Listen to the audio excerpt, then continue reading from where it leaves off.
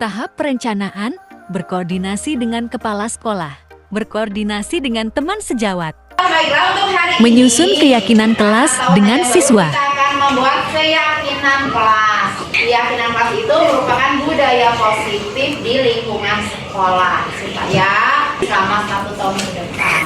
Tulis keyakinan kelas kamu. Contohnya keyakinannya itu tentang disiplin, benar kritis, terus beriman dan bertakwa. Itu masuk ke profil pelajar masing-masing. Silakan tulis. Kalau sudah nulis, maju ke depan, tempelin di papan tulis ya. Ya. Lanjut yang sudah selesai.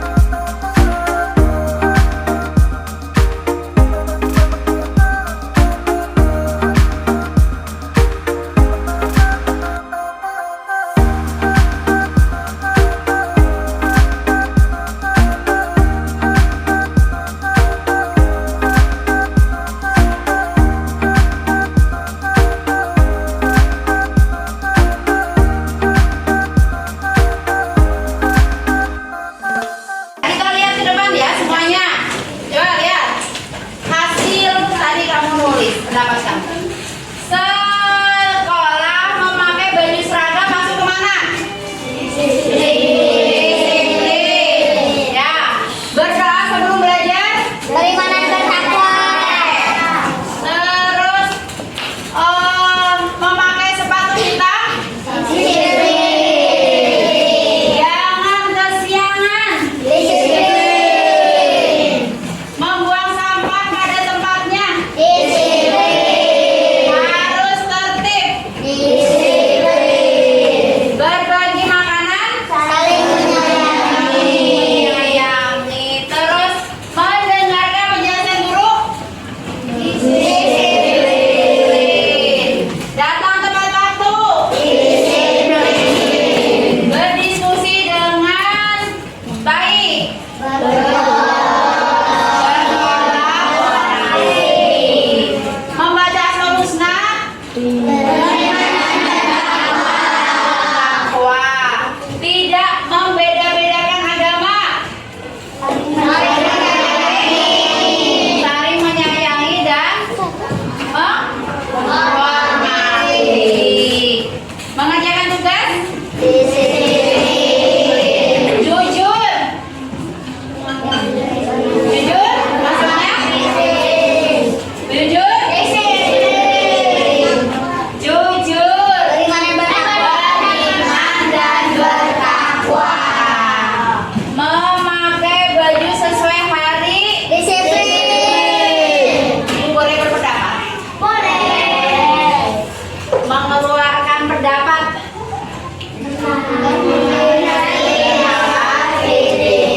Ya, itu tadi untuk keyakinan kelas kita yang dijalankan dan diyakini selama 1 tahun ke depan. Nanti mungkin bisa berubah ya. Dan kalau tidak atau melanggar aturan ini berarti ada konsekuensinya.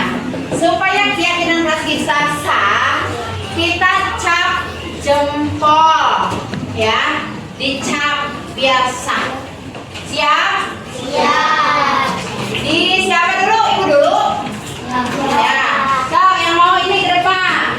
Langsung dicap. Biar jempolnya hitam. Ya.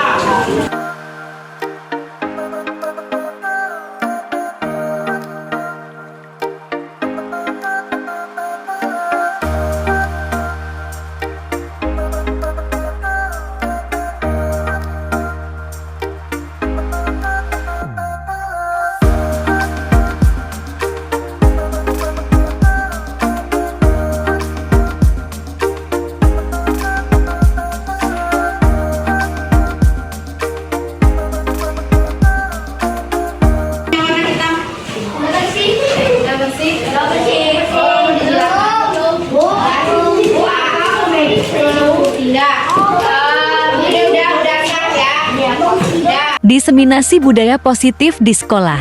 Para guru dan kepala sekolah mengisi daftar hadir pelaksanaan diseminasi.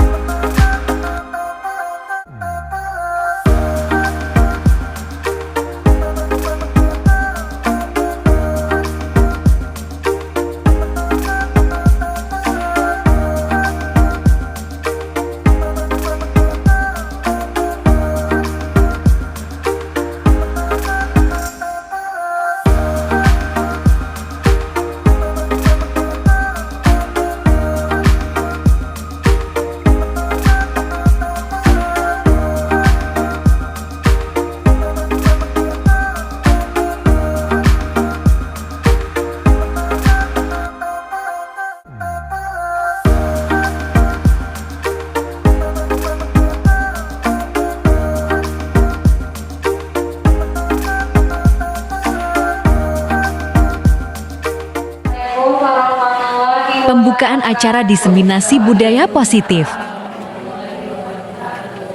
Pertama-tama, marilah kita panjatkan puji dan syukur kepada Allah Subhanahu wa Ta'ala atas nikmat dan anugerahnya kita semua bisa berkumpul dalam kegiatan diseminasi budaya positif di sekolah STN Batjajar 3.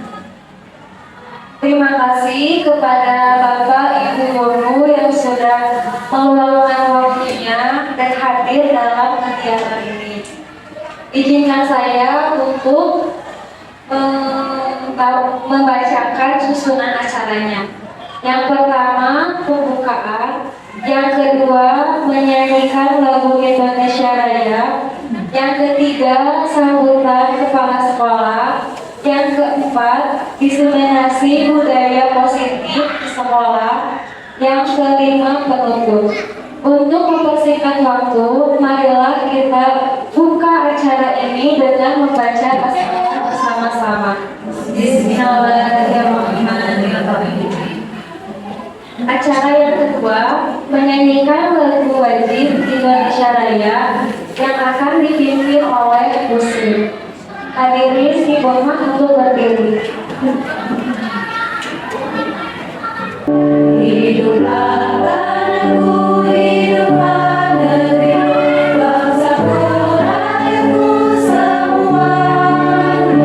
Bangunlah jiwanya, bangunlah badannya untuk Indonesia Raya. Indonesia Raya, merdeka.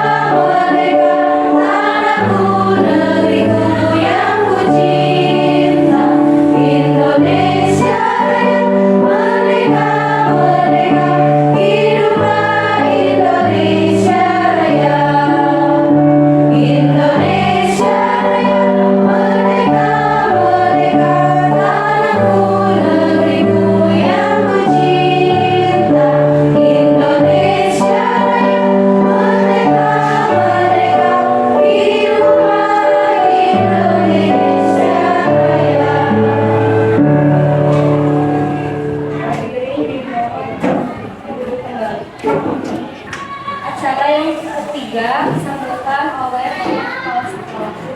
Bismillahirrahmanirrahim. Assalamualaikum warahmatullahi wabarakatuh.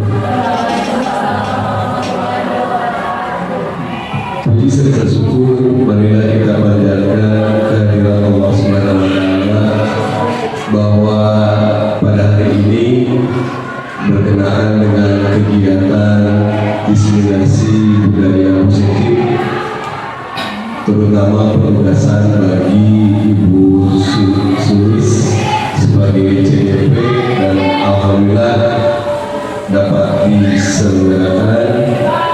Mudah-mudahan dari awal sampai akhir nanti kegiatan ini dapat diserap oleh rekan sejawat dan banyak hal yang perlu dibahas di dalam budaya positif di SD Batu Jati ini yang nanti akan disampaikan oleh Bu Sulis. Saya sebagai kepala sekolah tentunya sangat mendukung sekali terhadap segala bentuk kegiatan aspirasi yang disampaikan oleh guru baik secara dinas maupun non dinas. Yang kebetulan CGP secara kedinasan ataupun kegiatan non kedinasan, saya akan mengapresiasi apapun yang akan dilakukan oleh guru tentang pemberdayaan dan pengembangan di sekolah. Tentunya kita berharap bahwa ke depan CGP yang lain akan dilanjutkan, dan menurut informasi memang sampai tahun 2027 semua guru P3K dan PNS harus sudah jadi guru penggerak, dan ini regulasi akan terus berjalan. Tentunya kita sebagai insan pendidik mengikuti perubahan dan kebijakan yang disampaikan oleh dinas. Saya sebagai kepala sekolah tentunya sangat mendukung apabila para guru mengikuti jejak langkah Ibu Sulis dan seterusnya.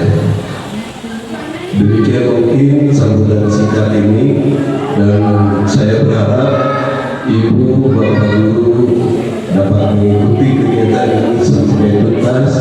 Mudah-mudahan manfaatnya bisa kita aplikasikan di dalam kehidupan sehari-hari di SD Batu Jati 3. Tentunya budaya positif adalah budaya yang kita lakukan sehari-hari, kebiasaan kita sehari-hari di sekolah, dan perlu menjadi momentum pada pelaksanaan pembelajaran, yang mana pembelajaran SD Batu Jati 3 ini yang sudah mengakar kepada para orang tua, dukungannya sangat antusias sekali.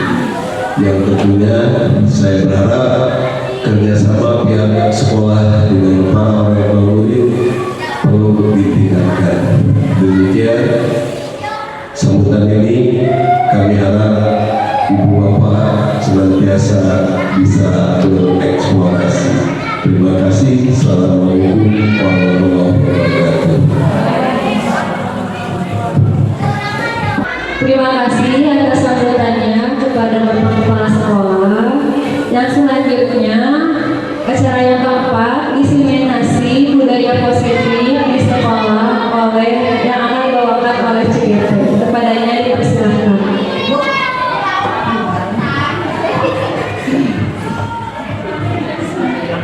Assalamualaikum warahmatullahi wabarakatuh. Bapak, Ibu-ibu, pokoknya satu ibu-ibu ganti. Terima kasih sudah meluangkan waktunya. Seharusnya sekarang sudah istirahat, ini harus bangun lagi ya. Sebelum kita masuk ke materi budaya positif sekolah, kita dulu supaya ada ref, terus yang tadinya nanti biar ada melek. Maunya apa? Oh iya, sekarang mah berdiri semuanya. Kita main penuh semangat yang sudah biasa ya, biar gampang.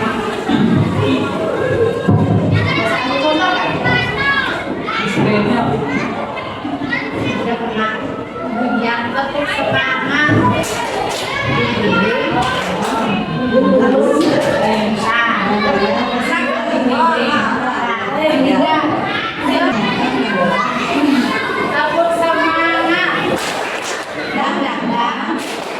Ding ding ding, ding ding ding, ding ding ding, ding ding ding.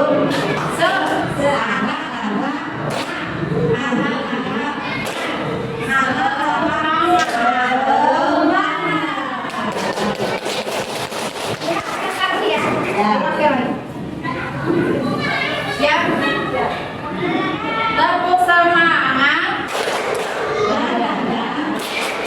Ding ding ding. Dung dung dung. Ding ding ding. Dung dung dung.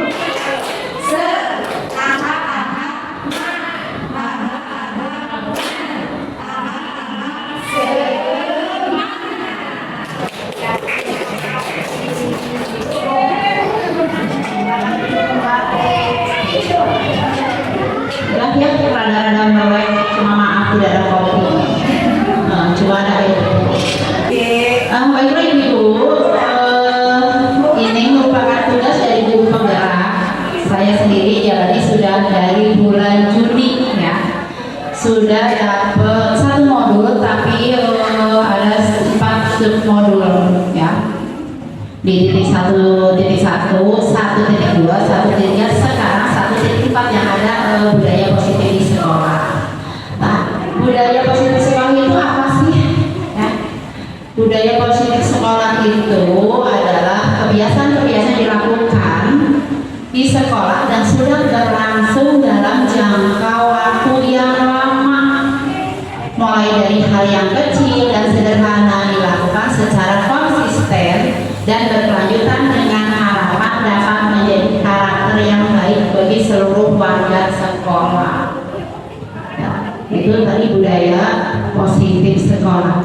Nah, budaya positif itu meliputi apa saja? Ya, itu budaya positif adalah nilai-nilai, keyakinan-keyakinan dan kebiasaan-kebiasaan yang ada di sekolah kita yang berpihak pada murid, sehingga murid dapat berkembang menjadi pribadi yang kritis, penuh rasa hormat dan bertanggung jawab. Yang ini sesuai dengan filosofi Ki Hajar Dewantara pada pendidikan kita itu harus berpihak pada murid ya. Selanjutnya budaya positif dibangun untuk menumbuhkan motivasi internal dalam melaksanakan disiplin positif bagi murid.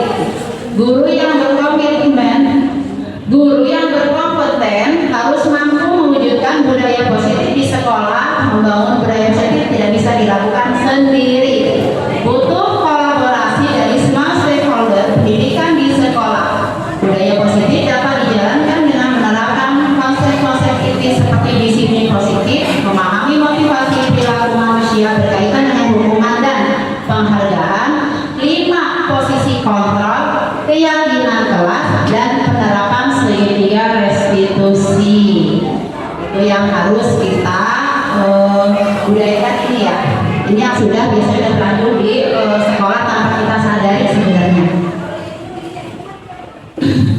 Nah, budaya positif itu meliputi paradigma teori kontrol, makna disiplin dan nilai-nilai kebajikan, 3 motivasi perilaku manusia, hukuman, konsekuensi dan restitusi, keyakinan kelas, kebutuhan dasar manusia, dan 5 posisi kontrol guru.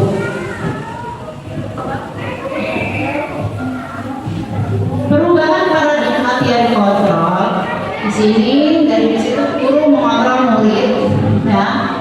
Jadi guru itu selalu mengontrol murid. Jadi murid itu tidak sebagai gitu kan, tapi tetap guru harus mengontrolnya. Penguatan positif, efektif dan bermanfaat. Ini ya, penguatan positif harus ada nilai positifnya, efektif dan bermanfaat. Selanjutnya, kritik dapat membuat orang merasa bersalah akan menguatkan karakter ya. Jadi ini boleh mengkritik teman atau siswa yang merasa sehingga si yang pelaku itu merasa bersalah, tapi menguatkan karakter, tidak menghukum ya.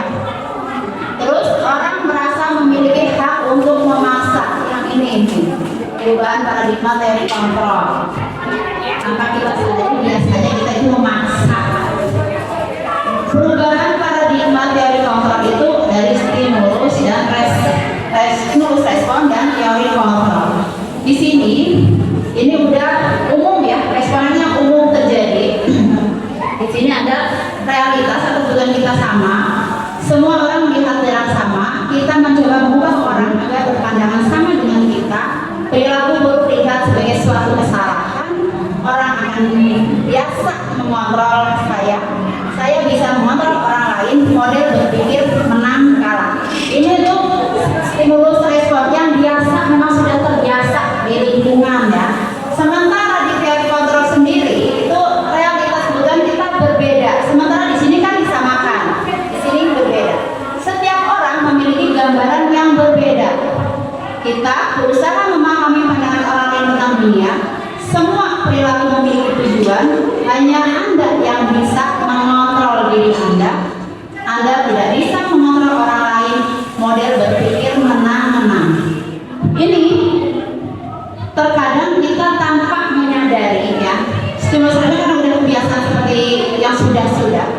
Jadi tidak melihat kriteria kontrol. Padahal di sini kebutuhan kita sama di sini. Setiap manusia, setiap individu pasti berbeda, ya. Karena memang kita diciptakan menjadi diri pribadi yang unik, yang tidak akan sama pemikirannya. Seperti di sini juga melihat yang sama, sementara orang lain itu pasti punya pandangan tersendiri. Terus perilaku di sini untuk memiliki tujuan, sementara di sini perilaku buruk tidak sebagai suatu kesalahan. Jadi, tapi biasanya pada bahasa orang yang susah itu yang sudah sering melakukan kesalahan sebagai cambuk ya. Terus di sini Anda tidak bisa mengontrol orang lain, sementara di sini saya bisa mengontrol orang lain. Berarti kita tidak bisa mengontrol orang lain. Model berpikirnya juga beda di situ, manakala di sini. Selanjutnya disiplin positif. Disiplin positif merupakan pendekatan yang mendidik anak untuk melakukan kontrol diri dan menentukan kepercayaan diri. Disiplin positif mengajarkan anak untuk bertanggung jawab dan menumbuhkan kesadaran diri berdasarkan nilai-nilai kebajikan. Melalui budaya positif, anak mampu memahami dan menyadari suatu tindakan berdasarkan motivasi internal, bukan paksaan, pujian, atau hukuman. Nilai-nilai kebajikan universal ini yang sudah umum terjadi itu diantaranya ada 22. Yang satu berisi keadilan, tanggung jawab, kejujuran, bersyukur, lurus hati, integritas, kasih sayang, rajin, komitmen, percaya diri, mandiri, menghargai, empati, kreativitas, kerjasama, rendah hati, peduli, berani, kesabaran, toleransi, dan rasa hormat. Itu nilai-nilai kebajikan universal. Selanjutnya, makna disiplin dan nilai-nilai kebajikan. Seseorang yang memiliki disiplin dari diri berarti mereka bisa bertanggung jawab terhadap apa yang dilakukannya, karena mereka berdasarkan tindakan mereka pada nilai-nilai kebajikan universal. Ya, berarti kalau yang punya disiplin diri itu harus punya rasa tanggung jawab apa yang dilakukan dan tindakannya serta nilai-nilai kebajikan universal. Di sini beriman, bertakwa kepada Tuhan Yang Maha Esa dan berakhlak mulia. Yang ada di profil pelajar Pancasila ya. Yang juga mandiri, berarti kreatif, gotong royong, kebinekaan global. Motivasi perilaku manusia. Ini jadi manusia itu melakukan suatu hal itu adalah motivasinya. Yang satu menghindari ketidaknyamanan dan hukuman, ya, menghindari permasalahan yang mungkin muncul dan berpengaruh pada diri sendiri. Motivasi ini bersifat eksternal, karena di sini untuk motivasi perilaku manusia itu ada unsur dari dalam maupun unsur dari luar, eksternal dan internal. Mendapatkan imbalan atau penghargaan dari orang lain, melakukan sebuah tindakan untuk mendapat pujian dari orang lain, ini bersifat eksternal. Sementara yang bersifat internal, di sini menghargai nilai-nilai kebajikan diri sendiri, membuat seseorang memiliki disiplin positif karena motivasi berperilakunya bersifat internal. Dari ini semua kita bisa memilih diri sendiri. Motivasi apa yang buat diri kita sendiri sehingga melakukan yang ketiga ini, maksudnya mau ke internal atau ke eksternal. 3 motivasi perilaku manusia itu dari ekstrinsik dan intrinsik. Yang ke-1 untuk menghindari ketidaknyamanan atau hukuman. Yang kedua untuk mendapatkan imbalan atau penghargaan dari orang lain. Yang ketiga untuk menjadi orang yang mereka inginkan dan menghargai diri sendiri dengan nilai-nilai yang mereka percaya. Itu 3 motivasi perilaku manusia. Jadi dari unsur ekstrinsik maupun intrinsik. Hukuman, konsekuensi, dan restitusi. Di sini ada 3 ya, hukuman, konsekuensi, restitusi. Kalau di sini hukuman itu bersifat satu arah dari pihak guru tanpa melalui suatu kesepakatan.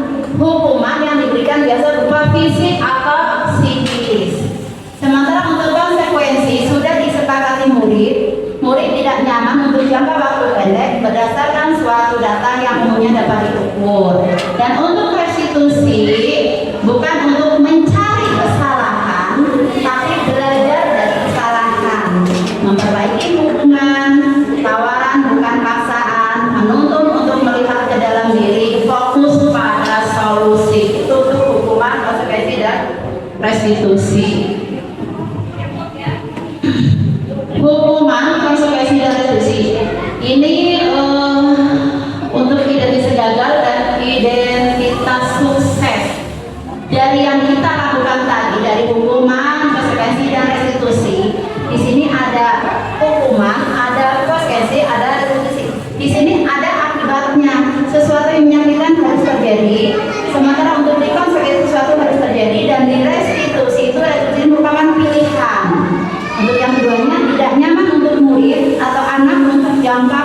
panjang. Korban mendapatkan keadilan sementara di sini tidak nyaman untuk konsekuensi, tidak nyaman untuk murid, anak untuk jangka waktu pendek. Korban bisa diabaikan. Untuk yang direstitusi menguatkan untuk murid atau anak dalam jangka waktu panjang, korban mendapatkan ganti. Sementara di sini untuk hukuman murid atau anak akan tersakiti, untuk konsekuensi murid atau anak membuat tidak nyaman, dan restitusi murid atau anak mendapatkan penguatan. Untuk selanjutnya perilaku pasif agresif meningkat, di konsekuensi penguatan hanya bertahan dalam jangka waktu pendek dan restitusi masalah terpecahkan. Sistem tidak akan berjalan bila murid tidak takut. Di konsekuensi memerlukan monitoring dan supervisi terus-menerus dari guru, dan di restitusi murid belajar bertanggung jawab untuk perilakunya. Selanjutnya di hukuman berlaku hanya pada sebuah institusi, tidak berlanjut pada kehidupan nyata. Untuk di konsekuensinya membantu penerapan mengikuti peraturan dalam masyarakat, dan di restitusinya fokus pada pemecahan masalah dalam jangka waktu panjang. Yang terakhir di hukuman peraturannya adalah kamu harus, ya, kesepakatan kelas konkret dan lebih mirip pada peraturan, dan keyakinan kelas bersifat lebih abstrak, berisi nilai dan kebajikan yang diyakini secara universal. Nilai-nilai kebaikan universal yang disepakati secara tersirat dan tersurat termasuk dari latar belakang suku, bangsa, negara, bahasa maupun agama. Ini keyakinan ini biasanya kesepakatan antara guru dan anak, guru dan murid di kelas pada awal pembelajaran. Apa ini buat keyakinan kelas kita selama 1 tahun ke depan, ya? Biasanya dari situ. Jadi atas kesepakatan murid dan guru, bukan wewenang guru langsung ngasih nih untuk kelas ini aturan seperti ini, tidak seperti itu. Sehingga antara murid dan guru itu sama-sama menjalankan dan ada tanggung jawabnya masing-masing. Tidak dengan ini tersurat dari latar belakang suku, walaupun di kelas kita kan memang sukunya berbeda, agama berbeda, yang terlepas dari situ. Keyakinan sekolah atau kelas. Keyakinan sekolah kelas merupakan pernyataan universal yang mudah diingat, dipahami, dan harus diterapkan di lingkungan sekolah umumnya dan kelas khususnya. Dalam menyusun keyakinan kelas, guru menuntut murid mengemukakan pendapat nyata yang tentang keyakinan mereka dalam mewujudkan kelas yang nyaman, tertib, dan pembelajaran yang kondusif. Keyakinan itu disepakati bersama, dicatat, dan ditandai bersama guru dan murid. Biasanya memakai kertas warna-warni, ya, kita notes itu anak-anak suruh nulis mengeluarkan pendapat langsung ditempel di papan tulis. Itu untuk membuat keyakinan kelas. Nah, kita sebagai manusia itu mempunyai kebutuhan dasar. Kebutuhan dasar itu ada apa? Ada 5, yaitu bertahan hidup, kebutuhan merasa diterima dan kasih sayang, kebutuhan akan kebebasan, kebutuhan akan kesenangan, kebutuhan akan penguasaan. Untuk bertahan hidup sifatnya itu kemudian bersifat fisiologis. Untuk bertahan hidup misalnya kesehatan, rumah, dan makanan. Sementara untuk kebutuhan rasa diterima dan kasih sayang, kebutuhan akan hubungan dan koneksi sosial, memberi dan menerima kasih sayang menjadi bagian dari suatu kelompok. Sementara kebutuhan akan kebebasan, kebutuhan untuk menentukan pilihan, mampu mengendalikan arah hidup, perlu banyak bergerak. Terus kebutuhan kesenangan itu mencari kesenangan diri seperti bermain, tertawa, pergi liburan. Dan penguatan kebutuhan mendapat pengakuan akan kemampuan yang berharga, bisa membuat sesuatu yang berbeda. Biasanya ini contohnya, ya, di kelas. Mungkin karena sibuk orang tuanya sehingga pada waktu disuruh membawa bekal makan, ternyata si anak itu tidak membawa, bahkan mengambil dari temennya, ya. Nah, itu kita tidak bisa langsung menyalahkan, mungkin dia berarti bertahan hidup. Kita tinggal cari, nanya ke anak tersebut itu alasannya apa, dengan mengambil makanan temannya. Bisa dia memang bertahan hidup, bisa mencari apa sih di sini tuh merasa senang, bisa dia merasa senang kalau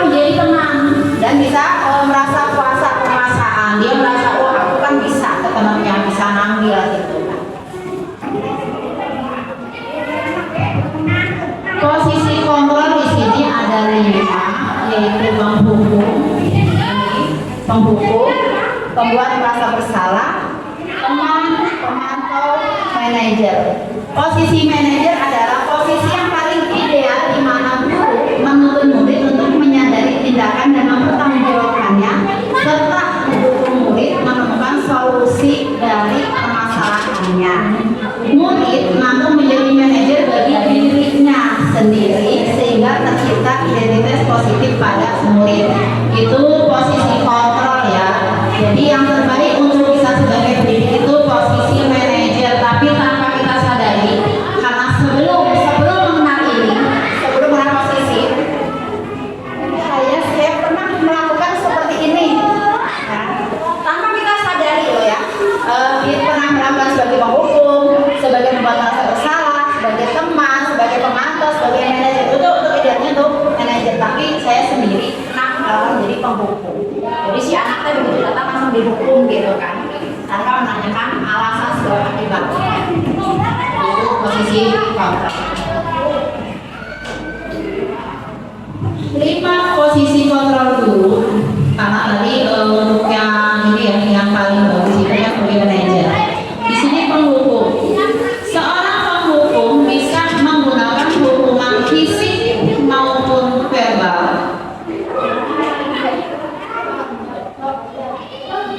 Orang yang menjalankan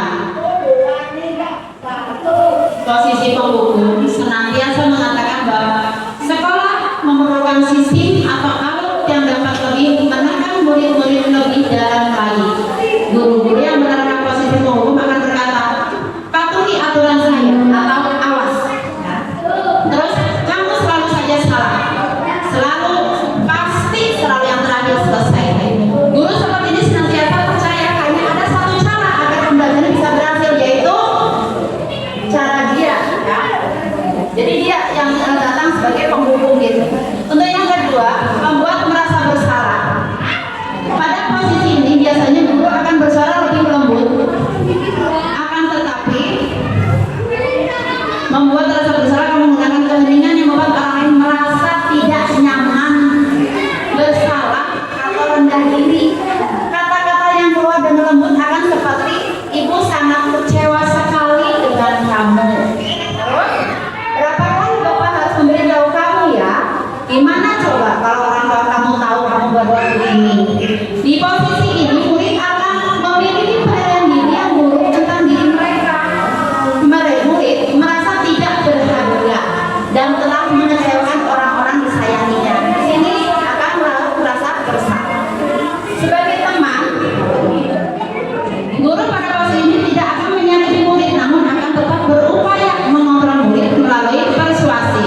Posisi teman pada guru bisa negatif ataupun positif. Positif di sini berupa hubungan baik yang terjadi antara guru dan murid. Guru di posisi teman menggunakan hubungan baik dan humor untuk mempengaruhi seseorang. Mereka akan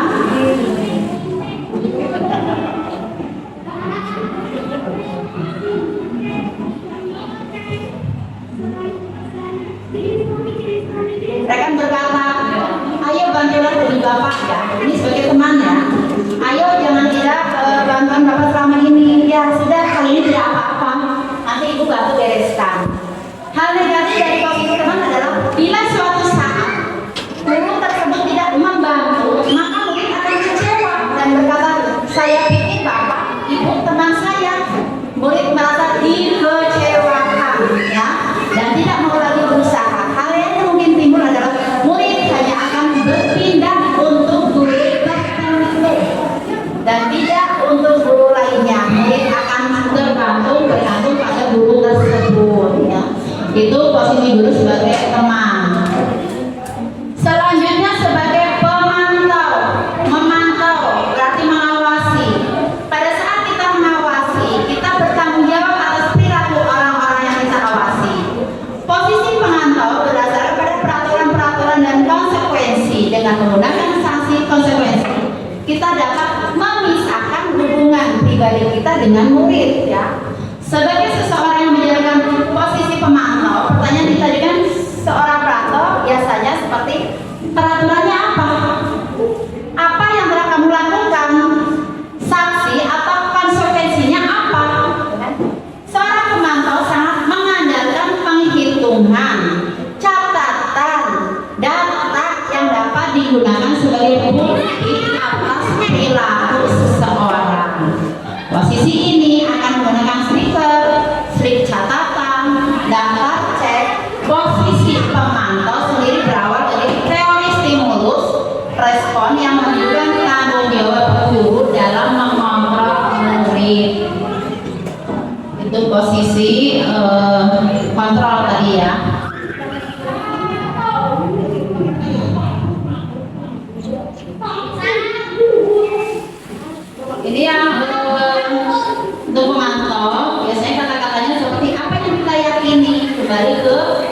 keyakinan kelas.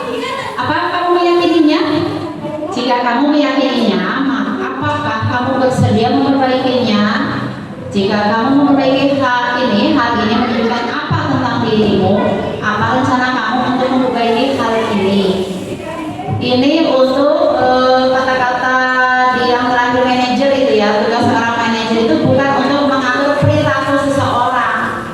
Kita membimbing murid untuk dapat mengatur dirinya. Seorang manajer itu bukannya memisahkan murid dari kelompoknya, tetapi mengembalikan murid tersebut ke kelompoknya dengan lebih baik dan kuat.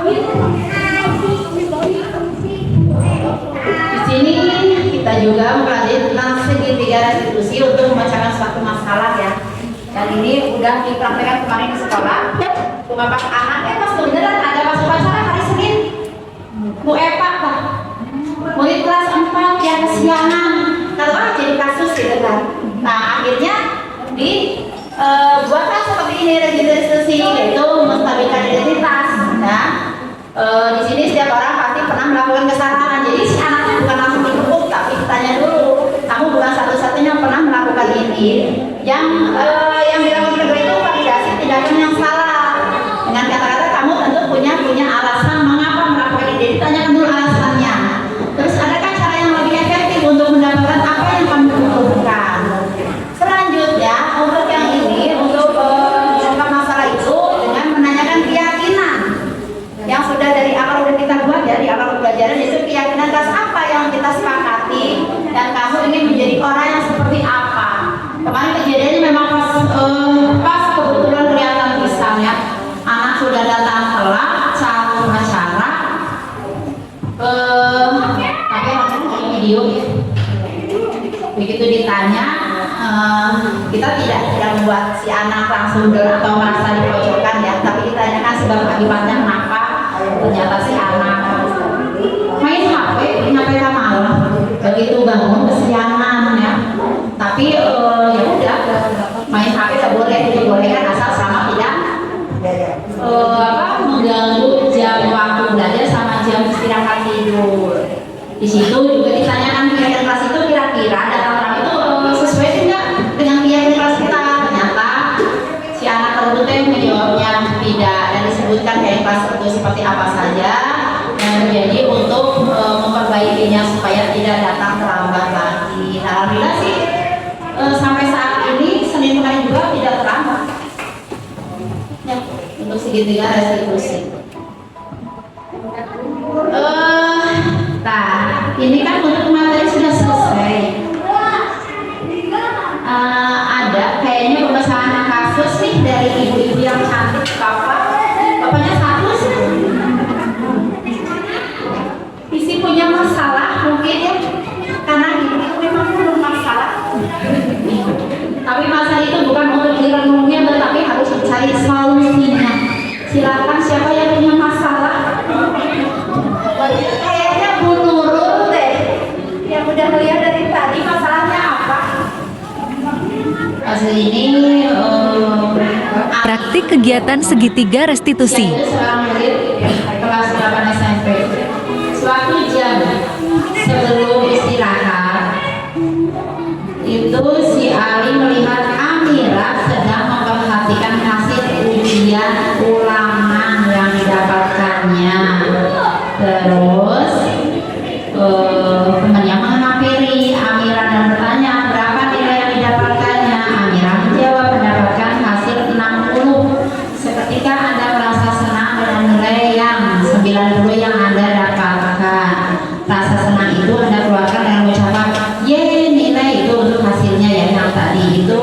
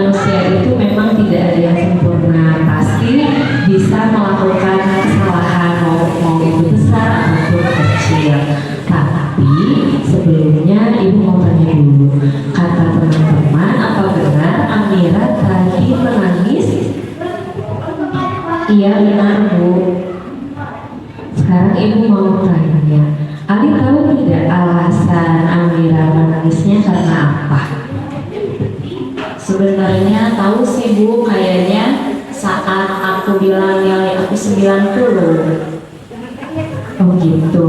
Sekarang Ibu ini mau bertanya sambil kita cari solusinya bersama-sama ya.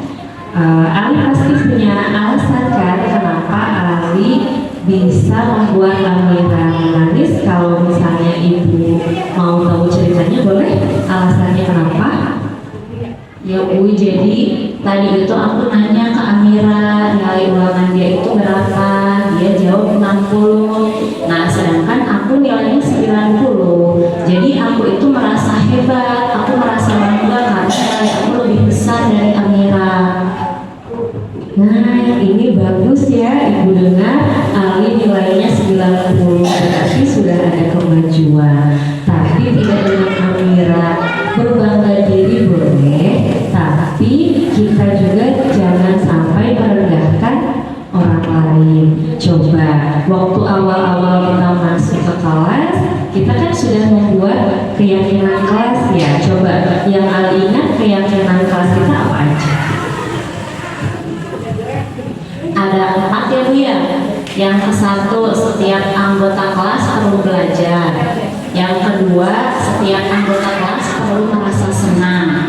Yang ketiga, setiap anggota kelas perlu saling menghargai. Yang keempat, setiap anggota kelas perlu merasa aman.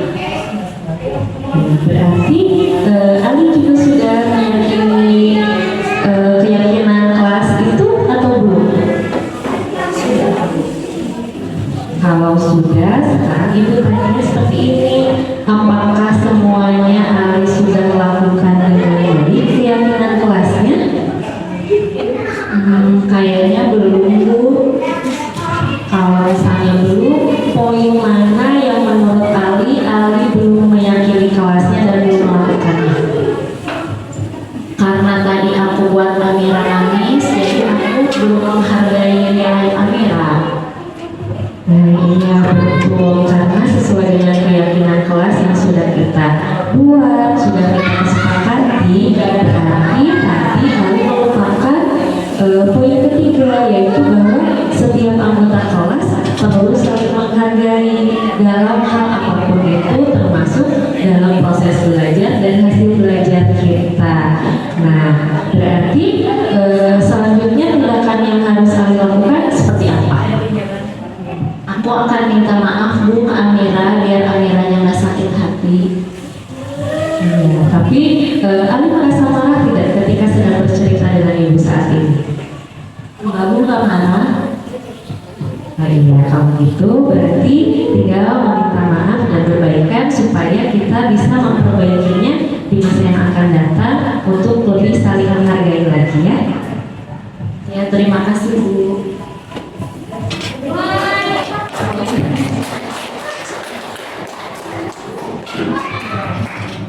Terima kasih untuk Bu Nurul, Bu Fatimah, dan Bu Lisa yang sudah mempraktekkan segitiga restitusi dalam memecahkan suatu masalah, sehingga si anak itu tidak merasa terhubung dan terbebani ya, tapi mau merubah ke yang lebih baik lagi. Mudah-mudahan dengan adanya segitiga restitusi setiap masalah yang anak yang rawat saya bisa ditangani dengan bijak, sehingga si anak itu nggak sampai merasa down dan merasa sakit hati dengan guru yang menegurnya, tapi bukan hanya tegur tapi cari solusinya. Kayaknya udah ya, semua paham. Terima kasih untuk waktunya. Sebelum dikembalikan ke pembawa acara, sekali lagi saya ucapkan terima kasih yang sebanyak-banyaknya. Semoga ini menjadi ladang amal buat ibu-ibu, buat kita semua ya. Kita bisa berkumpul silaturahmi di sini, membuka pikiran kita yang sudah menjadikan kebiasaan-kebiasaan yang memang sudah terbiasa menjadi budaya positif untuk memperbaikinya kembali. Burung cendrawasih dari Papua. Terima kasih untuk semua. Terima kasih atas paparannya mengenai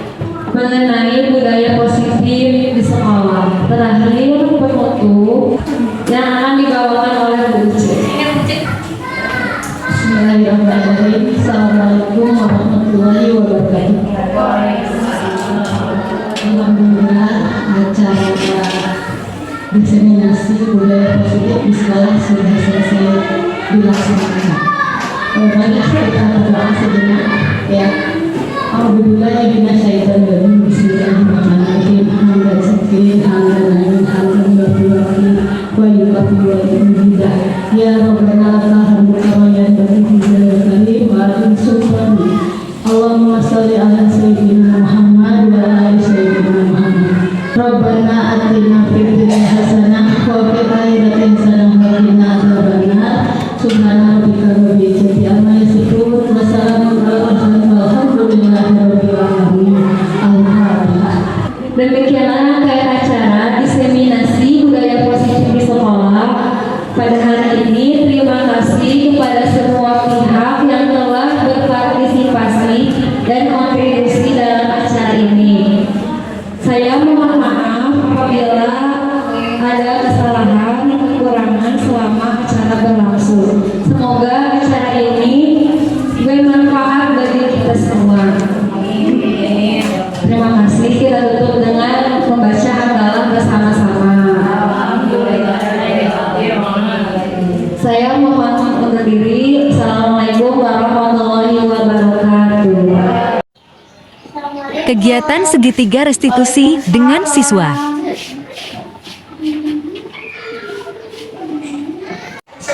Ya, kamu tahu dipanggil sama Bu Guru? Tahu Bu, soalnya saya terlambat masuk sekolah. Iya, tadi kamu berangkat sekolahnya jam berapa?